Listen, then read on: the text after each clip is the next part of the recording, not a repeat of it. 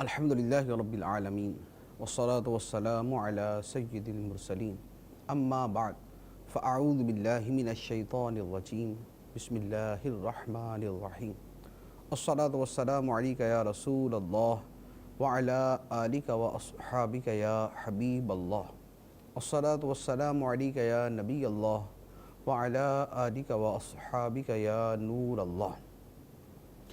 فیضان قرآن کے سلسلے میں حاضر ہیں اور آج سورہ رعد کی آیت نمبر 14 سے قرآن پاک کا درس سنیں گے۔ اللہ عز و جل ارشاد فرماتا ہے، بسم اللہ الرحمن الرحیم، لَهُ دَعْوَةُ الْحَقِّ وَالَّذِينَ يَدْعُونَ مِن دُونِهِ لَا يَسْتَجِيبُونَ لَهُم بِشَيْءٍ إِلَّا كَبَاسِطِ كَفَّيْهِ إِلَى الْمَاءِ لِيَبْلُوَ فَاهُ وَمَا هُوَ بِبَالِغِهِ وَمَا دُعَاءُ الْكَافِرِينَ إِلَّا فِي ضَلَالٍ۔ اللہ ہی کا پکارنا سچا ہے اور اس کے سوا جن کو یہ کافر پکارتے ہیں وہ ان کی کچھ بھی نہیں سنتے مگر اس کی طرح جو پانی کے سامنے اپنی ہتھیلیاں پھیلائے بیٹھا ہے کہ اس کے منہ میں پہنچ جائے، حالانکہ وہ ہرگز اس تک نہ پہنچے گا، اور کافروں کا پکارنا گمراہی میں ہی ہے۔ اس آیت مبارکہ میں اللہ تبارک و تعالی نے فرمایا کہ اللہ کو پکارنا ہی سچا پکارنا ہے، یعنی ایسا پکارنا کہ جس کا کوئی جواب بھی ملے اور جس پکارنے کا کوئی فائدہ بھی ہو، وہ وہی ہے جو اللہ کو پکارا جائے۔ بتوں کا پکارنا جو ہے یہ باطل ہے، بے فائدہ ہے، بے معنی ہے اور ایک لغو حرکت ہے۔ اللہ کو پکارنے کا ایک مطلب تو یہ بھی بیان کیا گیا، دعوت کا لفظ قرآن پاک میں بمعنی عبادت کے بھی بکثرت بیان ہوا ہے، یعنی جیسے الفاظ ہوتے ہیں والذین یدعون، تو اس کی تفسیر عموماً مفسرین بیان فرماتے ہیں والذین یعبدون، یعنی پکارنا بمعنی عبادت کرنے میں آتا ہے۔ اگر اس کے اعتبار سے معنی لیں تو یہ بنے گا اللہ ہی کے لیے ہے سچی عبادت، یعنی جو عبادت کا مستحق ہے وہ اللہ ہی ہے اور جس کی عبادت ہونی چاہیے وہ اللہ ہی کی ذات ہے۔ تو دونوں اعتبار سے کہ سچی عبادت بھی اللہ کے لیے ہے اور سچی پکار بھی اللہ کے لیے ہے کہ جس کا بندے کو جواب ملتا ہے اور فائدہ ہوتا ہے۔ اور جہاں تک کفار کا تعلق ہے جو بتوں کو پکارتے ہیں، تو فرمایا کہ کفار کا بتوں کو پکارنا اور اپنے باطل معبودوں کو پکارنا یہ ایسے ہی ہے جیسے ایک آدمی کو پیاس لگے اور وہ پانی کے سامنے اپنے ہاتھ پھیلا کے کھڑا ہو جائے، یعنی پانی جا کے لیتا نہیں ہے بلکہ پانی کے سامنے اپنے ہاتھ پھیلا کے کھڑا ہو جاتا ہے کہ پانی خود ہی اس کے منہ کو پہنچ جائے۔ حالانکہ ایسا کبھی بھی نہیں ہو سکتا کہ ایک آدمی پانی کے سامنے صرف ہاتھ پھیلا دے تو پانی اس تک پہنچ جائے۔ پانی حاصل کرنے کا ایک اپنا طریقہ ہے۔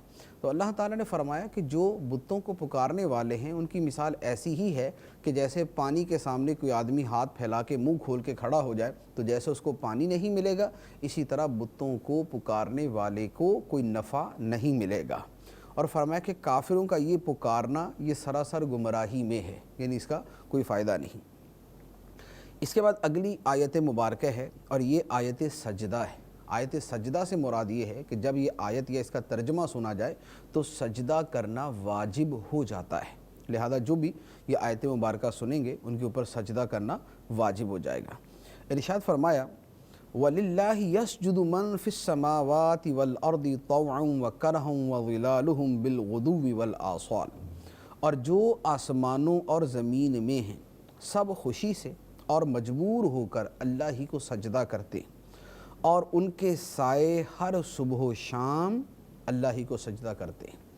فرمایا کہ آسمان و زمین میں جو بھی ہیں، فرشتے ہیں، انسان ہیں، جنات ہیں یا دیگر مخلوقات ہیں، یہ سب اللہ ہی کو سجدہ کرتے ہیں، اور ان تمام مخلوقات کے سائے بھی اللہ کو سجدہ کرتے ہیں، خواہ خوشی سے کرے یا ناخوشی سے کرے۔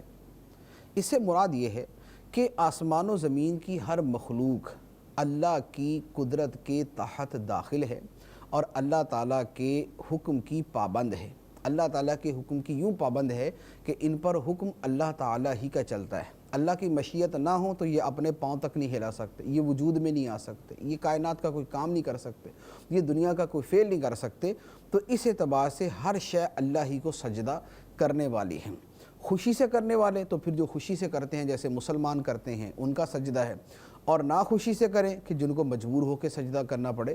لیکن اس اعتبار سے کہ ہر مخلوق اللہ کی ذات کے سامنے مجبور ہے اور وہ اللہ کے حکم کی اور اس کی مشیت کی پابند ہے، اس اعتبار سے تمام اشیاء اور ان کے سائے اللہ ہی کو سجدہ کرتے ہیں۔ سائے اللہ تعالیٰ کو کس طرح سجدہ کرتے ہیں؟ وہ یوں کہ جس طرح مخلوقات اللہ تعالیٰ کے حکم کی پابند ہیں، اسی طرح سائے بھی اللہ کے حکم کے پابند ہیں، کہ اللہ چاہتا ہے تو سایہ وجود میں آتا ہے، اللہ چاہے تو سایہ وجود میں ہی نہ آئے۔ جیسے ہوا ہے، ہوا کا سایہ نہیں، یا اسی طرح لطیف اشیاء ہیں، ان کا سایہ نہیں۔ کیوں؟ اس لیے کہ اللہ تعالیٰ نے ان کا سایہ بنایا نہیں۔ اگر اللہ چاہتا تو لطیف اشیاء کا سایہ بنا دیتا، اور جو ٹھوس اشیاء ہوتی ان کا سایہ نہ بناتا۔ تو سائے اس اعتبار سے حکم الہی کے پابند ہیں اور یوں وہ اللہ تعالیٰ کو سجدہ کرتے ہیں۔ اس کے بعد ارشاد فرمایا قل من رب السماوات والارض قل اللہ قل افاتخذتم من دونه اولیاء لا يملكون لانفسهم نفعا ولا ضرا قل هل يستوي الاعمى والبصير ام هل تستوي الظلمات والنور ام جعلوا لله شركاء خلقوا كخلقه فتشابه الخلق عليهم قل الله خالق كل شيء وهو الواحد القهار۔ تم فرماؤ آسمانوں اور زمین کا رب کون ہے؟ تم خود ہی فرما دو اللہ۔ تم فرماؤ تو کیا تم نے اللہ کے سوا مددگار بنا رکھے ہیں جو اپنے لیے نفع اور نقصان کے مالک نہیں ہیں؟ تم فرماؤ کیا اندھا اور آنکھ والا برابر ہو جائیں گے، یا کیا اندھیرے اور روشنی برابر ہو جائیں گے، یا کیا انہوں نے اللہ کے لیے ایسے شریک ٹھہرا لیے ہیں جنہوں نے اللہ کی تخلیق کی طرح کچھ پیدا کیا ہو؟ تو ان کافروں کو پیدا کرنے کا معاملہ ایک جیسا لگا ہو۔ تم فرماؤ اللہ ہر شے کا خالق ہے اور وہ اکیلا سب پر غالب ہے۔ یہاں پر مشرکوں کے شرک کا اللہ تعالیٰ نے رد کیا اور ارشاد فرمایا، پہلے تو فرمایا کہ اے محبوب علیہ الصلاۃ والسلام آپ ان سے سوال کریں کہ آسمان و زمین کا رب کون ہے جو آسمانوں کو پالنے والا ہے، جو زمین کو پالنے والا ہے؟ تو پھر خود ہی جواب دے دو کہ اللہ ہے جو آسمان و زمین کو پیدا بھی کرنے والا ہے اور ان کو پالنے والا بھی ہے۔ کیونکہ مشرکین بھی جو تھے وہ اپنے بتوں کے بارے میں یہ عقیدہ نہیں رکھتے تھے کہ آسمان و زمین کو بتوں نے پیدا کیا۔ تو جب آسمان و زمین کی پیدائش اللہ تعالیٰ کی قدرت سے ہے تو لہذا خالق بھی اللہ ہی ہے اور معبود بھی اللہ ہی ہے۔ پھر اس کے بعد فرمایا کہ اے محبوب علیہ السلام آپ ان سے کہیں کہ اے مشرکو تم نے اللہ کے علاوہ کیا ایسے لوگوں کو اپنا مددگار بنا رکھا ہے جو اپنی ذات کے نفع اور نقصان کے بھی مالک نہیں؟ یعنی بتوں کو خدا مانتے ہو تو مددگار مانتے ہو۔ اب بتوں کو مددگار مانتے ہو تو پہلے یہ تو دیکھو کہ بت خود اپنا کوئی نفع نقصان کر سکتے ہیں یا نہیں؟ تو جو اپنے آپ کو نفع نہیں پہنچا سکتے اور جو اپنے آپ سے نقصان کو دور نہیں کر سکتے، وہ تمہیں کہاں سے نفع پہنچائیں گے اور تمہیں کہاں سے تمہارا نقصان کیسے دور کر دیں گے؟ پھر اس کے بعد فرمایا کہ کیا اندھا اور دیکھنے والا برابر ہو سکتے ہیں؟ بت اندھے ہیں، ان کو تو نظر ہی کچھ نہیں آتا، تو یہ اللہ کے برابر کیسے ہو سکتے ہیں جو ہمیشہ بصیر ہے، دیکھنے والا ہے؟ مزید فرمایا کہ کیا اندھیرے اور نور یہ دونوں برابر ہو سکتے ہیں؟ کہ کیا تاریکی اور نور برابر ہو سکتے ہیں؟ تو جیسے تاریکی اور نور برابر نہیں ہو سکتے، جیسے اندھا اور دیکھنے والا برابر نہیں ہو سکتے، اسی طرح بت بھی خدا کے برابر نہیں ہو سکتے۔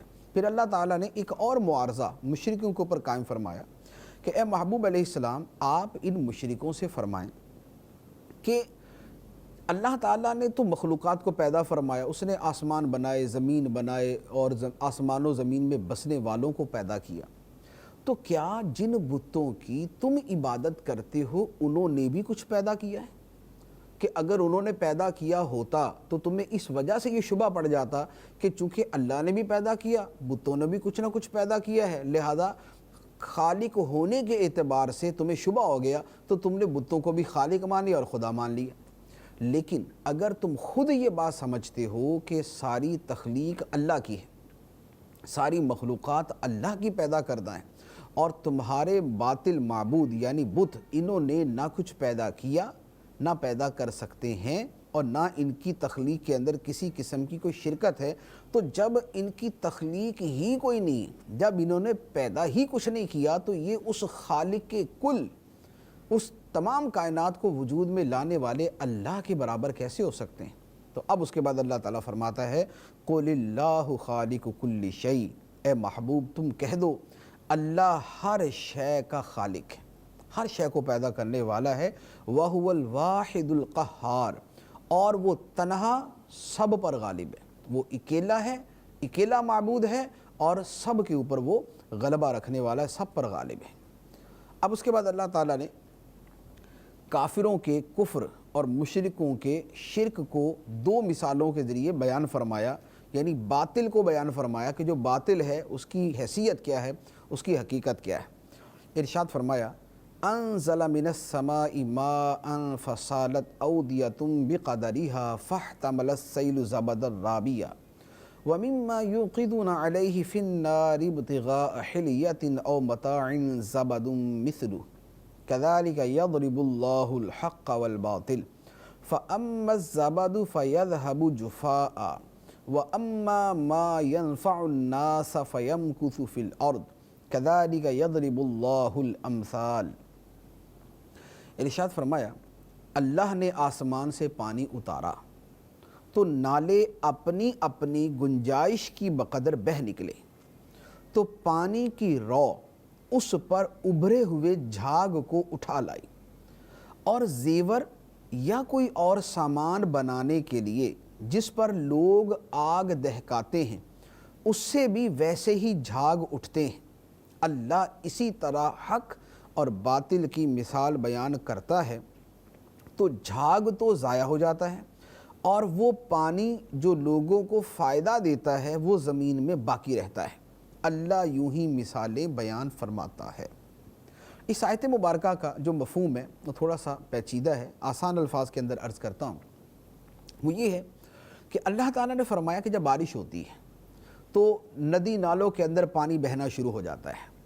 اب جب پانی بہتا ہے، جب پانی میں روانی ہوتی ہے، تو پانی کے اوپر جھاگ بھی بن جاتا ہے، جیسے ہم بھی دیکھتے ہیں کہ پانی جب بہت زور شور سے جائے تو اس کے اوپر جھاگ بن جاتی ہے۔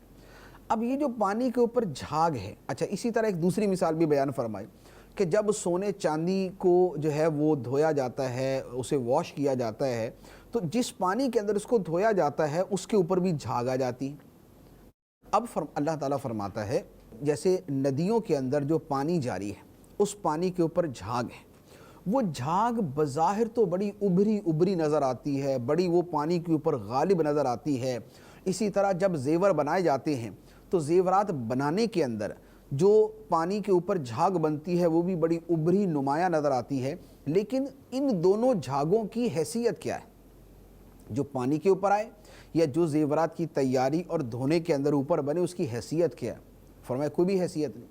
تھوڑی دیر تک تو وہ بڑی اونچی نظر آتی ہے، لیکن تھوڑی دیر گزرتی ہے تو جھاگ ساری کی ساری بیٹھ جاتی ہے اور اس کی حقیقت حیثیت سب ختم ہو جاتی ہے۔ جبکہ اس جھاگ کے نیچے جو پانی تھا وہ زمین کے اندر باقی رہ جاتا ہے، اسے لوگ نفع اٹھاتے ہیں، وہ لوگوں کو نفع دیتا ہے۔ اسی طرح جو زیورات بنانے کے اندر جو پانی کے اوپر جھاگ آئی تھی وہ جھاگ بھی ختم ہو جاتی، اور وہ جو زیورات ہیں وہ نیچے باقی ہیں، وہ ویسے کے ویسے ہیں۔ تو فرمایا کہ جو حق ہے وہ اس پانی کی طرح ہے جو نیچے باقی رہ جانے والا ہے اور جو لوگوں کو نفع دینے والا ہے، اور باطل کی مثال وہ اس جھاگ کی طرح ہے جو ظاہری طور پر تو بڑی اونچی اور بڑی جو ہے وہ غالب اور نمایاں نظر آتی ہے، لیکن تھوڑی دیر کے بعد وہ بالکل ختم ہو جاتی ہے۔ اسی طرح بارہا ایسا ہوتا ہے کہ باطل جو ہے وہ پھیلا ہوتا ہے، وہ غالب نظر آتا ہے، وہ قوت میں نظر آتا ہے، وہ طاقت میں نظر آتا ہے، وہ ہر طرف چھایا ہوا نظر آتا ہے، اور حق اس کے سامنے مغلوب نظر آتا ہے۔ لیکن کچھ عرصہ گزرتا ہے، حق غالب آ جاتا ہے، حق باقی رہتا ہے، اور باطل جو ہے وہ بالکل تباہ و برباد ہو جاتا ہے، وہ ختم ہو جاتا ہے۔ جیسے اسلام حق ہے اور اسلام کے مد مقابل جتنی چیزیں آئیں وہ باطل ہیں۔ اب یہ باطل قوتیں وقتاً فوقتاً اوپر آتی رہیں، بڑی نمایاں بھی ہوتی رہیں، بظاہر غالب بھی ہوتی رہیں، لیکن آخر کیا ہوا؟ آخر ہمیشہ یہ ہوا کہ اسلام کے مقابلے میں جو بڑی بڑی طاقتیں تھیں وہ ساری کی ساری باطل ہوں گی۔ اسلام پر کیے جانے والے اعتراضات جو ایک زمانے میں بڑے قوی نظر آتے ہیں، اگلے زمانے کے اندر جا کے ان کی حیثیت ہی ختم ہو جاتی۔ ایک زمانے کے اندر معراج کے معجزے پہ اتنے اعتراضات تھے کہ یہ کیسے ہو سکتا ہے، عقل ہی نہیں مانتی۔ اب لوگوں کی عقل ہی نہیں مانتی تھی، لیکن اب وہ زمانہ آ گیا کہ اب یہ لمبے لمبے سفر طے کرنا، جو اس وقت لوگوں کو لگتا تھا کہ اتنا لمبا سفر اتنی تھوڑی سی مدت میں کیسے طے کر لیا، اب ساری دنیا اس کی قائل ہے کہ بھی بہت لمبا سفر مختصر سی مدت میں طے کیا جا سکتا ہے۔ تو پہلے لوگوں کی نظر میں گھوڑے کے علاوہ سواری کوئی نہیں تھی، وہ اسی کی سپیڈ دیکھتے تھے۔ اب ان کی نظر میں جہاز بھی آ گئے، اب ان کی نظر میں روشنی کی سپیڈ بھی آ گئی، اب ان کی نظر کے اندر جو ہے وہ تیز سے تیز سپیڈز موجود ہیں۔ تو اب وہ جو پہلے بڑے بڑے اعتراضات تھے، اب وہ باطل کی جھاگ کی طرح بالکل بیٹھ گئے، ختم ہو گئے، اور حق الحمدللہ بالکل نمایاں ہو گیا۔ اس کے بعد اللہ تعالیٰ ارشاد فرماتا ہے، فرمایا لِلَّذِينَ اسْتَجَابُوا لِرَبِّهُمُ الْحُسْنَى وَالَّذِينَ لَمْ يَسْتَجِيبُوا لَهُ لَوْ أَنَّ لَهُم مَّا فِي الْأَرْضِ جَمِيعًا وَمِثْلَهُ مَعَهُ لَافْتَدَوْا بِهِ أُولَٰئِكَ لَهُمْ سُوءُ الْحِسَابِ وَمَأْوَاهُمْ جَهَنَّمُ وَبِئْسَ الْمِہَادُ۔ جن لوگوں نے اپنے رب کا حکم مانا انہی کے لیے بھلائی ہے، اور جنہوں نے اس کا حکم نہ مانا ان کا حال یہ ہوگا کہ اگر زمین میں جو کچھ ہے وہ سب اور اس جیسا اور اس کے ساتھ ہوتا تو وہ اپنی جان چھڑانے کو دے دیتے۔ ان کے لیے برا حساب ہوگا اور ان کا ٹھکانہ جہنم ہے، اور وہ کیا ہی برا ٹھکانہ ہے۔ ارشاد فرمایا کہ جو اپنے رب کا حکم ماننے والے ہیں ان کے لیے تو بھلائی ہے، جنت ہے، اللہ کی رضا ہے۔ اور جنہوں نے دنیا میں اللہ کا حکم نہ مانا جیسے کافر ہیں، تو فرمایا کہ قیامت کے دن ان کا یہ حال ہوگا کہ ساری دنیا کا مال و دولت اور اتنا ہی مزید یعنی دگنا کر لیں، یہ سارے کا سارا اگر کسی شخص کے پاس ہو تو وہ قیامت کے دن اللہ کے عذاب سے اپنی حفاظت کے لیے وہ سارے کا سارا مال، ساری کی ساری دنیا دینے کو تیار ہو جائے گا، لیکن اس کو نجات نہیں ملے گی۔ اور دنیا میں تو معاملہ ہی بڑا آسان ہے، کلمہ پڑھنا ہے، اللہ تعالیٰ کو ماننا ہے، اللہ نے جن کو ماننے کا حکم دیا انہیں ماننا ہے، اللہ تعالیٰ کی اطاعت کرنی۔ تو دنیا کے اندر جو کام بڑا آسان ہے، قیامت کے دن پوری دنیا دینے کے باوجود بھی اللہ تعالیٰ کے عذاب سے چھٹکارا نہیں مل سکے گا۔ تو فرمایا کہ جنہوں نے دنیا میں اللہ کا حکم نہ مانا ان کے لیے برا حساب ہوگا، ٹھکانہ جہنم ہوگا، اور کیا ہی برا ٹھکانہ ہے۔ اس کے بعد اللہ تعالیٰ ارشاد فرماتا ہے، أَفَمَنْ يَعْلَمُ أَنَّمَا أُنزِلَ إِلَيْكَ مِنْ رَبِّكَ الْحَقُّ كَمَنْ هُوَ أَعْمَى إِنَّمَا يَتَذَكَّرُ أُولُو الْأَلْبَابِ۔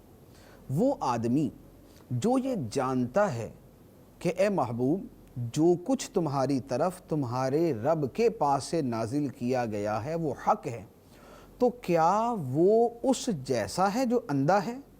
صرف عقل والے ہی نصیحت مانتے ہیں۔ یعنی اللہ تعالیٰ نے فرما دیا کہ جو نبی کریم صلی اللہ علیہ وآلہ وسلم پر نازل کردہ قرآن کو مانتا ہے کہ ان پر اللہ کی طرف سے وحی آئی، یہ شخص کیا اس شخص کے برابر ہو سکتا ہے کہ جو نبی کریم علیہ الصلوۃ والسلام کو نہیں مانتا؟ جو نہ ماننے والا ہے وہ اندھے کی طرح ہے، اور جو ماننے والا ہے وہ دیکھنے والے کی طرح ہے، اور اندھا کبھی دیکھنے والے کے برابر نہیں ہو سکتا۔ اب اس کے بعد اللہ تعالیٰ نے فرمایا کہ نصیحت عقل والے ہی مانتے ہیں، نصیحت عقل مند لوگ ہی مانتے ہیں۔ اب عقل مند ہیں کون؟ اللہ تعالیٰ نے اگلی آیات کے اندر عقل مندوں کی کچھ صفات کو بیان فرمایا۔ اب جن صفات کو بیان فرمایا ان صفات پہ کچھ ہمیں بھی تھوڑا سا غور کرنا چاہیے کہ کیا عقل مندوں کی جو صفات ہیں وہ ہمارے اندر بھی ہیں؟ یعنی ہمارے نزدیک جو عقل مندی کا معیار ہے کہ دنیا داری کے اندر بہت سمجھ بوجھ رکھنے والا ہو، امور دنیا اچھے طریقے سے سر انجام دینے والا ہو، دوسروں سے گفت و شنید کے اندر ماہر ہو، لوگوں سے بات چیت کرنے کا اسے ملکہ حاصل ہو، ہماری عقل مندی تقریباً اسی کے گرد گھومتی ہے، لیکن اللہ تعالیٰ کی بارگاہ میں جو عقل مند کہلانے کے لائق ہیں وہ کون ہیں، ان کے اوصاف اللہ تعالیٰ نے اگلی آیات میں بیان فرمائے، ان کو ایک ایک کر کے اپنی ذات کے اوپر ہم دیکھتے جائیں۔ اللہ تعالیٰ ارشاد فرماتا ہے الذین یوفون بعہد اللہ ولا ینقضون المیثاق والذین یصلون ما امر اللہ بہ ان یوصل ویخشون ربهم ویخافون سوء الحساب والذین صبروا ابتغاء وجہ ربهم واقاموا الصلاة وانفقوا مما رزقناهم سرا وعلانیہ وَيَدْرَؤُونَ بِالْحَسَنَةِ السَّيِّئَةَ أُولَئِكَ لَهُمْ عُقْبَى الدَّارِ، وہ جو اللہ کا عہد پورا کرتے ہیں اور معاہدے کو توڑتے نہیں، اور وہ جو اسے جوڑتے ہیں جس کے جوڑنے کا اللہ نے حکم دیا، اور اپنے رب سے ڈرتے ہیں اور برے حساب سے خوف زدہ ہیں، اور وہ جنہوں نے اپنے رب کی رضا کی طلب میں صبر کیا اور نماز قائم رکھی اور ہمارے دیے ہوئے رزق میں سے ہماری راہ میں پوشیدہ اور علانیہ خرچ کیا اور برائی کو بھلائی کے ساتھ ٹالتے ہیں، انہی کے لیے آخرت کا اچھا انجام ہے۔ جو صفات بیان فرمائی ان کو ایک ایک کر کے عرض کرتا ہوں۔ فرمایا کہ جو اللہ کے عہد کو پورا کرتے ہیں، جو بندے کا خدا سے معاہدہ ہے وہ اسے پورا کرتے ہیں۔ اللہ سے کیا عہد ہے؟ اللہ تعالیٰ کو مانیں گے، یہ بندے کا خدا سے عہد ہے۔ ہم مسلمان ہیں، ہمارا اللہ سے عہد ہے کہ ہم 5 نمازیں پڑھیں گے، ہمارا اللہ سے عہد ہے کہ ہم اس کی اطاعت کریں گے، ہمارا اللہ سے عہد ہے کہ ہم اس کی نافرمانی سے بچیں گے۔ تو جو اللہ سے عہد کیا ہے اس کو پورا کریں گے۔ دوسری بات فرمائی کہ معاہدے نہیں توڑتے، یعنی جو لوگ آپس میں جائز معاہدے کرتے ہیں ان کو بھی نہ توڑا جائے۔ لوگوں سے معاہدہ کر کے توڑ دینا یہ دین اسلام کو سخت ناپسند ہے۔ قرآن پاک کے اندر باقاعدہ صراحت سے بیان فرمایا گیا کہ کافروں کے ساتھ بھی اگر معاہدہ کیا جائے تو اس کو بھی توڑنے کی اجازت نہیں، جو ان کے ساتھ بھی جائز معاہدے کیے جائیں ان کو بھی توڑنے کی اجازت نہیں۔ مزید وصف بیان فرمایا کہ جن چیزوں کو اللہ نے جوڑنے کا حکم دیا اسے جو جوڑتے ہیں وہ عقل والے۔ اللہ نے کس چیز کو جوڑنے کا حکم دیا؟ اللہ تعالیٰ نے رشتہ داروں سے تعلقات کو جوڑنے کا حکم دیا۔ تو رشتہ داروں سے تعلقات کو جوڑنا یہ عقل مندوں کی نشانی اور اللہ تعالیٰ کے پسندیدہ بندوں کی صفات میں سے ہے۔ اچھا، پھر ہے اپنے رب سے ڈرتے ہیں۔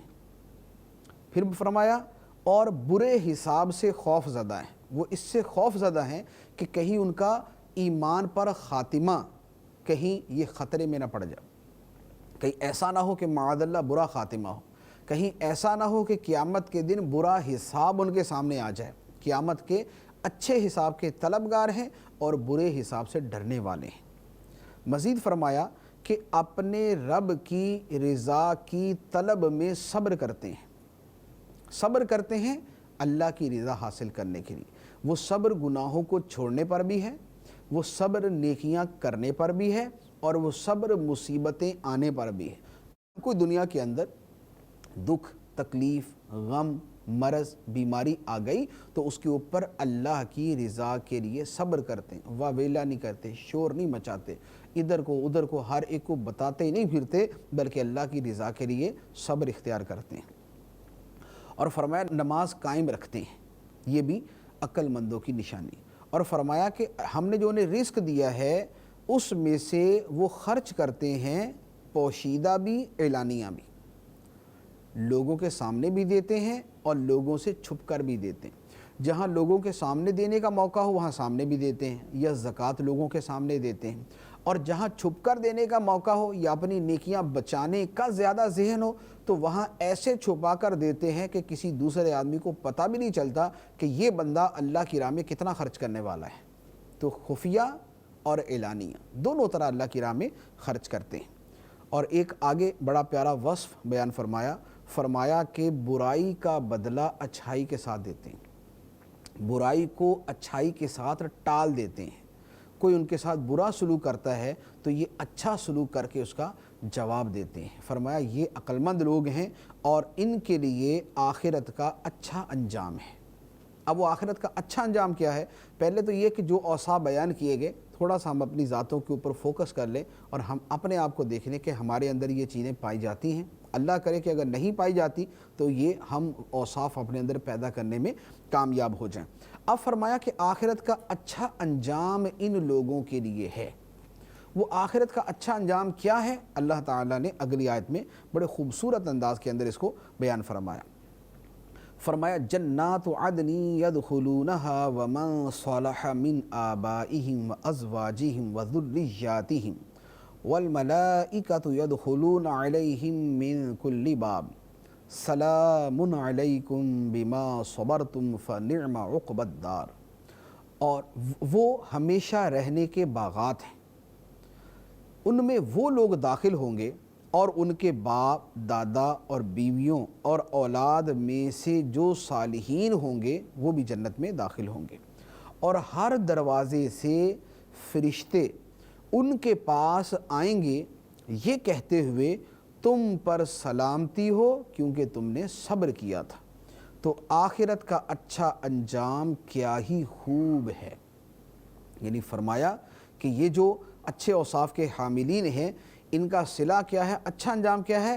ہمیشہ رہنے کے باغات ہیں، ہمیشہ کی وہ جنت ہے جو کبھی فنا نہیں ہونے والی، جس کی نعمتوں میں کمی نہیں آنے والی، جو کبھی ختم نہیں ہونے والی، ہمیشہ کے باغات ہیں جن باغوں میں یہ لوگ داخل ہوں گے اور ان کے باپ دادا بیوی بچوں میں جو نیک ہوں گے وہ بھی داخل ہوں گے، اگرچہ ان کی اتنی نیکیاں نہ بھی ہوں کہ وہ اس مرتبے کو پہنچے، لیکن جب ایک آدمی بہت زیادہ نیک ہے تو جنت کے جس مرتبے میں ہوگا اس کے بیوی، اس کے بچے، اس کے ماں باپ اگرچہ اتنے نیک نہ بھی ہوئے تو اللہ تعالیٰ اس بندے کو خوش کرنے کے لیے اس کی بیوی، اس کے بچے، ماں باپ کو اسی درجے کے اندر پہنچا دے گا، لیکن شرط یہ ہے کہ ایمان والے ہوں، کیونکہ ایمان والے نہیں ہوں گے تو پھر بہرحال ان کا جنت کے اندر داخلہ نہیں ہو سکتا۔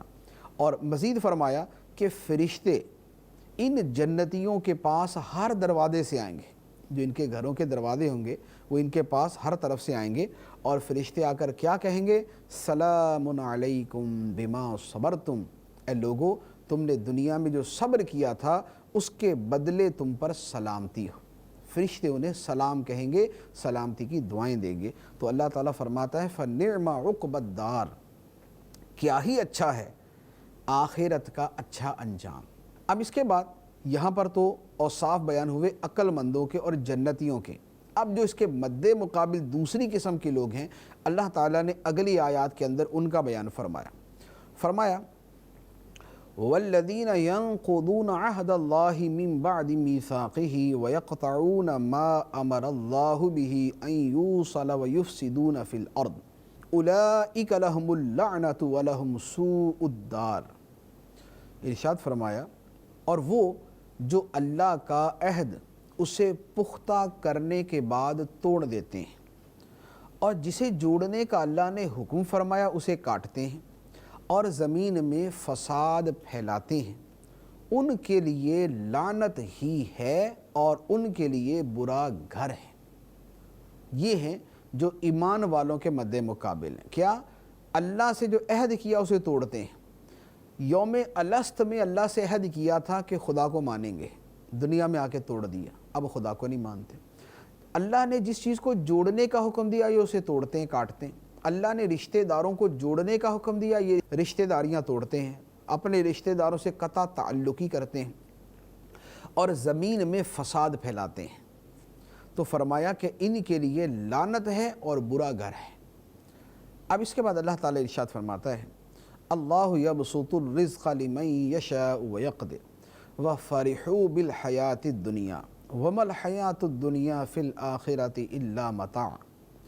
اللہ جس کے لیے چاہتا ہے رزق وسیع کر دیتا ہے اور تنگ کر دیتا ہے جس کے لیے چاہتا ہے، اور کافر دنیا کی زندگی پر خوش ہو گئے، حالانکہ دنیا کی زندگی آخرت کے مقابلے میں ایک حقیر سی شے ہے۔ چونکہ پچھلی آیات کے اندر اللہ تعالیٰ نے آخرت کا اچھا انجام اور آخرت کا برا انجام ان دونوں چیزوں کو بیان فرمایا۔ آخرت کا اچھا انجام ایمان والوں کے لیے اور آخرت کا برا انجام کافروں کے لیے۔ اب اس کے اوپر ایک ظاہراً ایک سوال پیدا ہوتا ہے کہ بھی دنیا کے اندر تو کافر بڑے مزے کے اندر ہیں، بڑے بڑے ان کی جناب سلطنتیں ہیں، بڑا ان کا کر و فر ہے، مال و دولت ہے، نعمتیں، آسائشیں ہیں، اور اس کے مقابلے میں مسلمان بعض کا دنیا کے اندر پریشان حال ہوتے ہیں۔ تو اللہ تعالیٰ نے فرمایا کہ دنیا کا معاملہ آخرت سے بالکل جدا ہے۔ دنیا میں تو اللہ تعالیٰ کا ایک طریقہ ہے کہ جس کے لیے چاہتا ہے رزق کو وسیع فرما دیتا ہے، جس کے لیے چاہتا ہے رزق کو تنگ کر دیتا ہے۔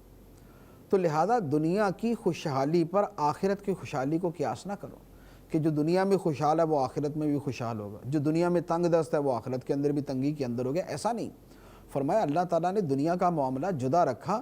ہاں کافروں کا حال یہ ہے کہ وہ دنیا کی زندگی پر خوش ہو کے بیٹھ گئے کہ اللہ نے دنیا دے دی تو اسی پہ خوش ہو کے بیٹھ گئے۔ فرمایا حالانکہ دنیا کی زندگی آخرت کے مقابلے میں ایک حقیر سی شے۔ دنیا میں ایک آدمی کروڑوں روپے، اربوں روپے، کھربوں روپے کا مالک ہو جائے، اس کے پاس 500-600 محلات ہو جائیں، ہزاروں کی تعداد میں اس کے پاس گاڑیاں ہو جائیں، فرمایا یہ سب کچھ آخرت کے مقابلے میں کچھ بھی نہیں ہے، یہ حقیر سا سامان ہے۔ پہلے تو اس اعتبار سے حقیر ہے کہ مثال کے طور پہ ایک آدمی کے پاس 1 کھرب روپے ہے، اس کے پاس 10 محلات ہیں، اس کے پاس 1000 گاڑیاں ہیں، ان تمام چیزوں کے ساتھ اگر اسے موت کا ایک جھٹکا لگ گیا تو یہ ساری کی ساری کدھر گئیں؟ نہ 1 ارب روپیہ کام آئے گا، نہ یہ اس کے محلات کام آئیں گے، نہ اس کی 1000 گاڑیاں کام آئیں گی، وہ تنہا ہی اپنی قبر کے اندر جائے گا۔ تو فرمایا کہ دنیا کی جو زندگی ہے آخرت کے مقابلے میں ایک حقیر سی شے، کتنا بھی کما لو فنا ہونے والی، اور آخرت کی زندگی ہمیشہ باقی رہنے والی، آخرت کی نعمتیں ہمیشہ باقی رہنے والی ہیں۔ تو فرمایا کہ دنیا کی زندگی جس پر کفار خوش ہو کر بیٹھ گئے اور اسی پر انہوں نے اطمینان کر لیا اور اسی پر مطمئن ہو گئے، فرمایا آخرت کے مقابلے میں یہ ایک حقیر سی شے ہے۔ اس کے بعد اللہ تعالیٰ ارشاد فرماتا ہے وَيَقُولُ الَّذِينَ كَفَرُوا لَوْلَا أُنزِلَ عَلَيْهِ آيَةٌ مِّن رَّبِّهِ قُلْ إِنَّ اللَّهَ يُضِلُّ مَن يَشَاءُ وَيَهْدِي إِلَيْهِ مَنْ أَنَابَ۔ اور کافر کہتے ہیں اس نبی پر ان کے رب کی طرف سے کوئی نشانی کیوں نہیں اتری؟ تم فرماؤ بے شک اللہ جسے چاہتا ہے گمراہ کرتا ہے اور اسے اپنی راہ دکھاتا ہے جو رجوع کرتا ہے۔ کفار نے اپنی وہی بات دہرا دی کہ نبی پر خاص نشانی کیوں نہیں اترتی، تو اللہ تعالیٰ نے اس کا صریح الفاظ میں ان کو جواب نہیں دیا۔ کیوں؟ اس لیے کہ نشانیاں کتنی چاہیے؟ قرآن تو اللہ تعالیٰ کی سب سے بڑی نشانی ہے، قرآن کی تو ایک ایک آیت نشانی ہے۔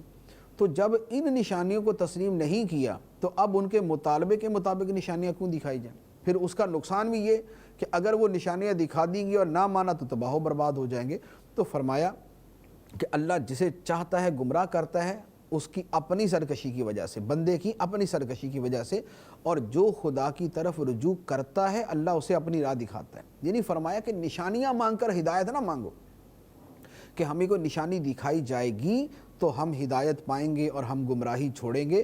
فرمایا کہ اللہ تعالیٰ ہدایت اسے دیتا ہے جو خود بھی کچھ رجوع کرے، جو خود بھی تو حق تسلیم کرنے کی طرف اور حق قبول کرنے کی طرف آئے، ورنہ نشانیاں ایک کی جگہ 1000 بھی دکھا دی جائیں گی تب بھی تسلیم یہ نہیں کریں گے، جیسا کہ اس کے بعد جو 2-3 آیتوں کے بعد اللہ تعالیٰ نے اسی کو بیان بھی فرمایا۔ اب اللہ تعالیٰ فرماتا ہے الذین آمنوا وتطمئن قلوبهم بذکر اللہ الا بذکر اللہ تطمئن القلوب۔ اللہ ان لوگوں کو ہدایت دیتا ہے جو ایمان لائے اور ان کے دل اللہ کی یاد سے چین پاتے ہیں۔ سن لو، اللہ کی یاد ہی سے دل چین پاتے ہیں۔ یہ اللہ تعالیٰ نے فرما دیا کہ اللہ تعالیٰ جو ہدایت دیتا ہے وہ اسے دیتا ہے جو خود بھی اللہ کی طرف رجوع کرنے والا۔ اور یہ کون ہوتا ہے جو رجوع کرنے والا ہے؟ یہ وہ ہے جو ایمان لاتا ہے اور جس کے دل کو اللہ کی یاد سے چین ملتا ہے۔ اب اللہ تعالیٰ آگے فرماتا ہے کہ سن لو، اللہ کی یاد ہی سے دل چین پاتے ہیں۔ اور حقیقت ہے کہ اللہ کی یاد میں جو دلوں کا سکون ملتا ہے وہ دنیا کی کسی اور چیز میں نہیں ملتا۔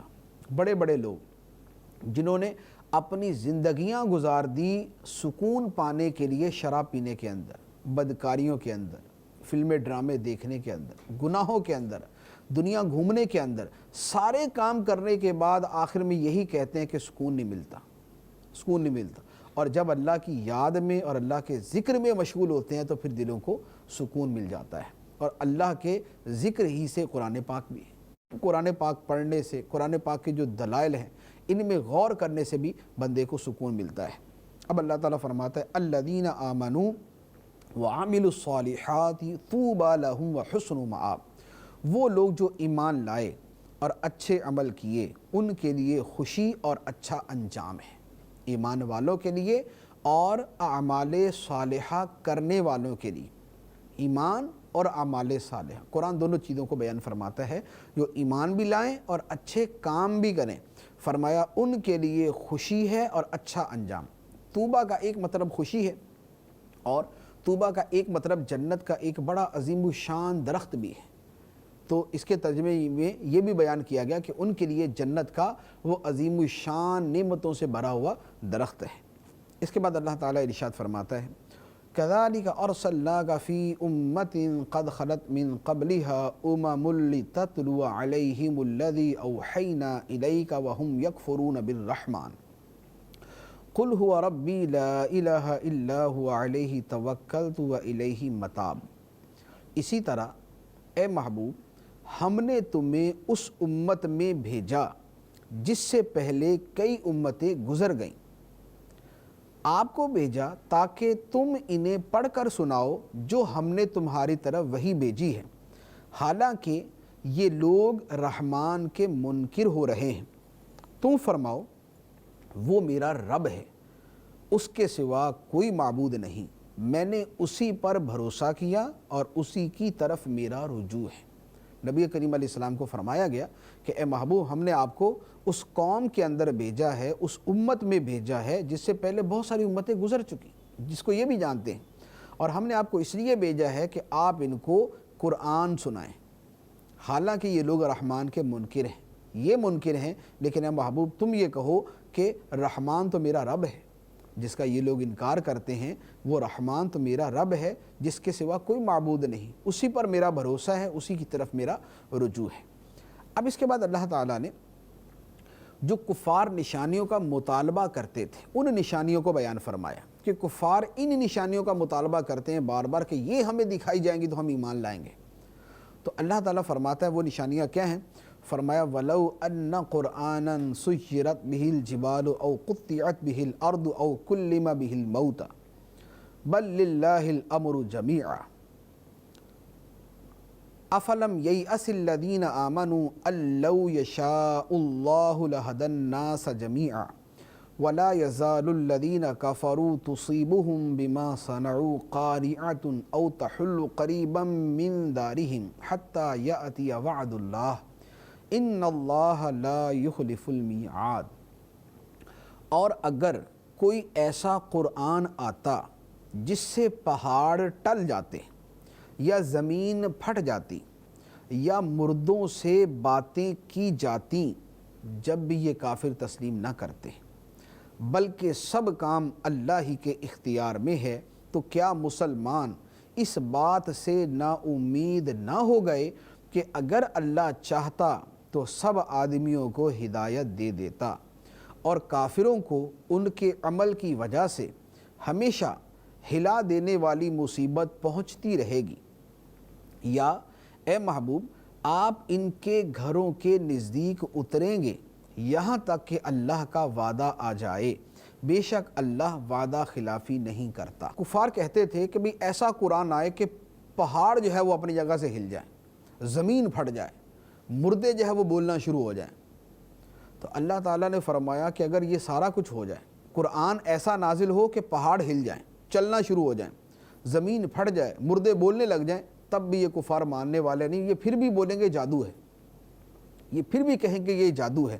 تو فرمایا کہ جب یہ کفار ماننے والے ہیں تو آپ ان کی پرواہ نہ کریں، آپ کی یہ ذمہ داری نہیں ہے کہ باہر صورت ان کو مسلمان کر کے ہی چھوڑنا ہے، آپ کا کام ہے ان کو اللہ کا پیغام پہنچا دینا، مانے یا نہ مانے ان کی مرضی۔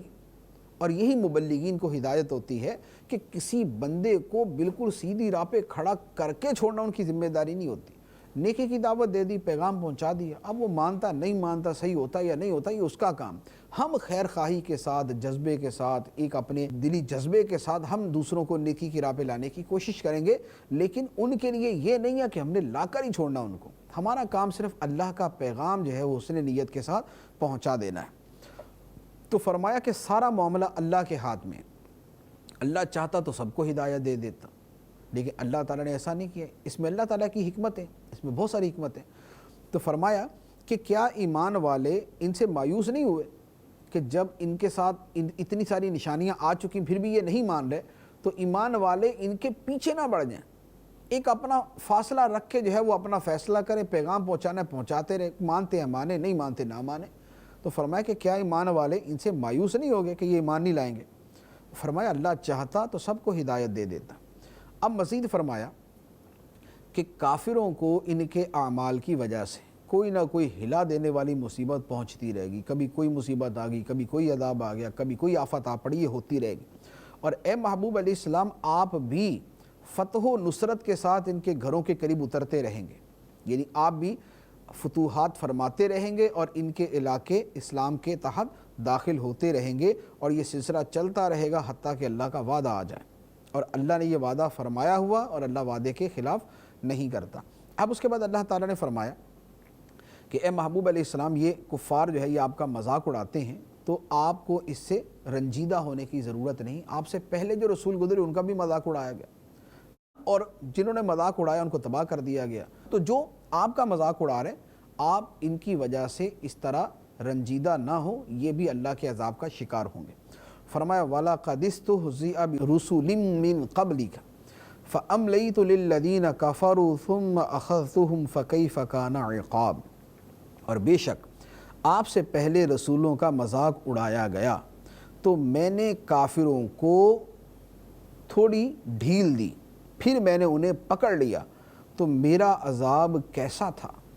تو فرمایا کہ جیسے پہلے کافروں کو تھوڑی ڈھیل دے دی تھی لیکن بعد میں ان پہ عذاب اترا، تو اسی طرح ان کافروں کو بھی تھوڑی سی ڈھیل ملی ہوئی ہے، لیکن جب ان پہ عذاب آئے گا تو ان کا حال بھی اچھا نہیں ہوگا۔ اللہ تبارک و تعالی ہمیں قرآن کا فہم عطا فرمائے، آمین بجاہ النبی الامین صلی اللہ علیہ وسلم۔